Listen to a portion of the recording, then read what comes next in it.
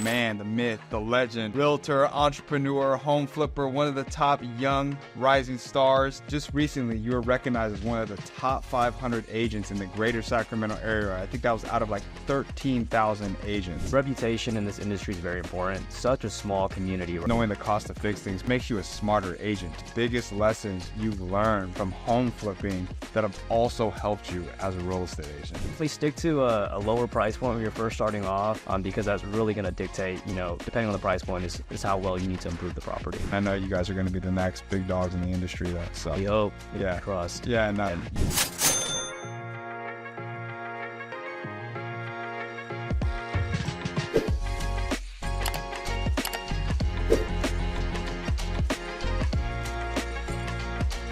Okay, guys, welcome back to the Green Haven Capital Mortgage Mentor Podcast. I'm your host, Kevin, and today I'm joined by the man, the myth, the legend, my guy, realtor, entrepreneur, home flipper, one of the top young rising stars in our area, Eric Lam. Thanks for being here, brother. Thanks for having me on, Kevin. Appreciate it. All right, man, I know your time is valuable, so I just want to jump right into things. So can you tell us a little bit how you got started into real estate? Yeah, so I'm 26 years old. Right after high school, I went into college, studied at UC Davis for about a year, majoring in managerial economics. Absolutely hated school, had like a 2.2 GPA by the end of the first year, so I just decided to drop out. Always kind of had like the entrepreneur hustler spirit. So my friend at the time was in real estate, told me to check it out. So I just kind of went ahead and did that. So I've been doing it ever since. I worked up an ice cream shop for a little bit after college and working that and selling real estate. Once I was able to make enough income to sustain myself off of real estate, that's when I went full time in like early 2019. Nice. Well, it looks like even though you dropped out of college, you made the right choice because you're doing very well, man. Yeah, so thank you. Thank you. Good. So, I just want to jump right into it. So already, just recently, you were recognized as one of the top 500 agents in the greater Sacramento area. I think that was out of like 13,000 agents, which is very impressive at just 26 years old, as you just said. So what do you think have been the keys for your success so quickly? I think just doing right by people, honestly, because reputation in this industry is very important. Such a small community, right? So if you're doing the things for the wrong reasons, it's eventually going to get back to you. So I've always just, grinded, do right by people, take my client's best interest first. And I think just because of that, it's been able to build my referral base. I also do a lot of networking with different lenders and agents as well, just to kind of build a brand for myself and put my name out there. So I think that's definitely one of the biggest things that's helped propel my business and get to where I am today. I agree. Yeah. I think we have a lot of the same core values, just focusing on like relationships over transactions. Yeah. Just doing the right thing, whatever's right for the customer. Right. Yeah. I think that's key. So that's great. So, also, a lot of people know you as a realtor, but they also know you as a home flipper. Yeah. Because you flip a lot of houses. So, what are some of the biggest lessons you've learned from home flipping that have also helped you as a real estate agent? I think once I got into flips, that really propelled my business substantially. Yeah. Reason being is you're able to curate a lot of transactions off of that one flip. For example, since I'm an agent, I'm representing myself on the buy. That's one transaction. Yeah. Once I finish the property, I'm able to list it myself. That's another transaction. And while I'm hosting these open houses, once the homes are finished, I potentially bring in other leads and buyers. So it's just a way to build a lot of business off of flips.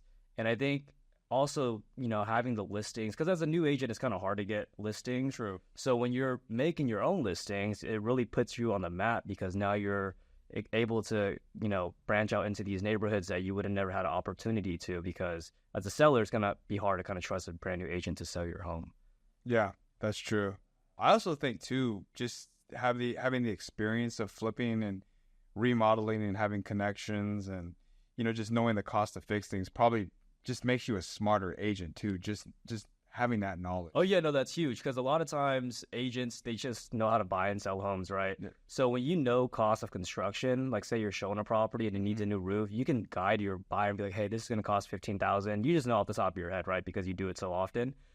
So I think, like you said, knowing the cost of construction really gives you that experience and kind of sets you apart from other realtors. Yeah. And even having connections, for good handyman or contractors or people that can get work done. I mean, I've even relied on you for some things, so it's been very helpful. So yeah, I appreciate that. So I know there's a lot of good connections that you have. Yeah, you just want to be a resource to them, Yeah. So the more value you can provide to a client outside of just the real estate stuff, whether it's, providing contractors, tax. I have a lot of people hitting me up about like CPAs and trust attorneys and lawyers.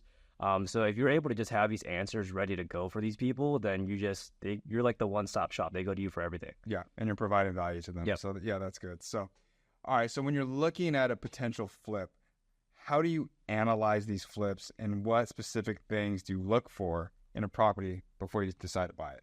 So I think my business model for flipping is very different from other investors. Reason being is because I'm an agent. So, my margins, I can make a little bit less than, say, someone that's just buying a flip and that's all they do. Yeah. Because I'm getting commission, right, when I buy the property. Yeah. When I sell the property, I don't really have to charge myself a commission, really. Yeah. And then also I see it as a marketing tactic, right? So when I'm able to list these properties, I'm able to use this as marketing material. I could host open houses. Now I have an opportunity to door knock the neighborhood.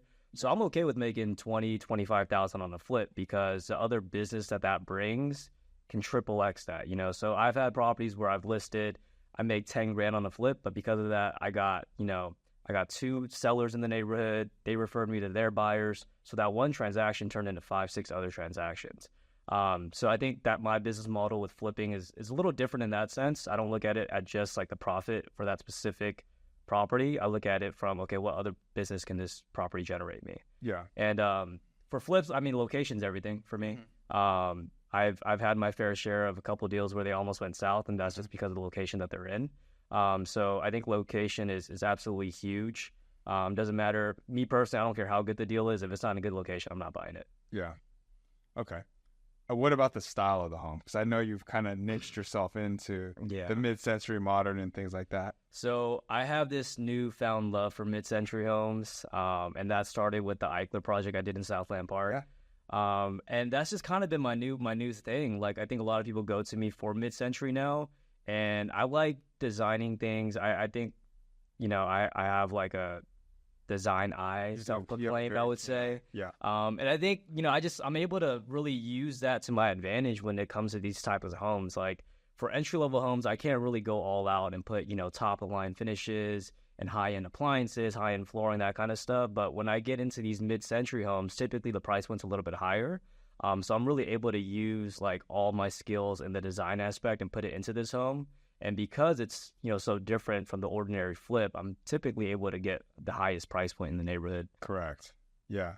We actually worked on that one together, and we did exactly set that. the record. That one turned out great. So, yeah, that was good. So, and also, too, I think when you're flipping houses, what I've noticed, too, is you're building your brand, because while you're flipping houses, you're creating content showing the progress and showing, how you went from, point A to point B and selling the house. And I think a lot of people actually like to see the journey as well. Yeah, I think everybody in their lifetime wants to flip a home at some point. They watch HGTV and all these other things like, Flip or Flopped, all those episodes. And I think just providing that behind the scenes stuff is really cool. Yeah. Just to your basic, people on Instagram, it's just kind of exciting to see, the thought process of how you're designing these homes, what's going into it, and then seeing the end result from start to finish it's a pretty cool process. Yeah, no, you do a great job at it, but I know it's not that easy. You may make it seem like it's easy, but I know a lot of new people want to get into flipping. We flipped that one house. I even had people coming to me asking for advice about flip. So what are some of the biggest mistakes you see some of these new investors make that want to flip homes? I think the biggest mistake is not knowing your area, because sometimes, you could look at this property, it's worth, let's say $500,000, right? And you're comparing it to the house across, 2 blocks away that's worth $800,000. Well, those 2 blocks, now you're in like a different zip code or a completely different dynamic of that neighborhood. And that has a huge impact on what the property is going to be worth once you're done. So I think just not having enough research and information about certain areas is really a big factor, because you can get your numbers wrong. And then now you're in the red. If you're putting a lot of money into this and it's not worth what you thought it was. Yeah, I agree. I think some people may over-improve the property or maybe under-improve the property based on location, not having a feel for the market. And I actually had one guy come to me asking me about a multi-million-dollar flip. Mm-hmm. And for me, I don't know if you'd agree. I told him, I don't know if this is a good idea. Maybe you'll make a little bit, but, you know, this was going to be a very expensive project. And when you're looking at trying to resell a house that's, you know, 1.5, 2 million, Yeah. you have a very small pool of buyers who are actually going to like that. So I think having a price point that's more desirable too is. Oh yeah, I think when you're starting off, you definitely want to target the more entry level homes because that's where your buyers are going to be at. And then with those entry level homes, you don't want to, like you mentioned, you don't want to over improve them. You know, instead of using $8 a square foot tile, you should maybe use $2 a square foot. Just because at that price point, people really aren't looking for luxury. They're looking for something that's just clean, ready to move in. Something with no headache that they don't have to worry about. Once you get into the millions, 2 millions, now people are looking to the detail, right? So they're going to see that Home Depot tile in there. They're not going to buy the house. You're going to have to use something more expensive. So yeah, I think, you know, definitely stick to a lower price point when you're first starting off, and then just be cautious of your improvements, like you mentioned, because that's really going to dictate, you know, depending on the price point, is how well you need to improve the property. Okay. Yeah, that's good information. So, so back to your flipping, and, you know, back to you being a realtor and how it's really helped create a brand for you. So you've actually built a very strong brand already. Like a lot of people, everyone here knows who you are. So, so what are some of the key factors that helped you, you know, grow this brand and grow your business? And what advice would you give to other agents that are kind of looking to do the same? I think building a brand is very important in this industry, especially if you're younger. Because there's people in the game that's, you know, they've been in the game for 20 plus years, and it's really hard to compete with these people. So I think in order to build a brand, you really just have to put yourself out there, right?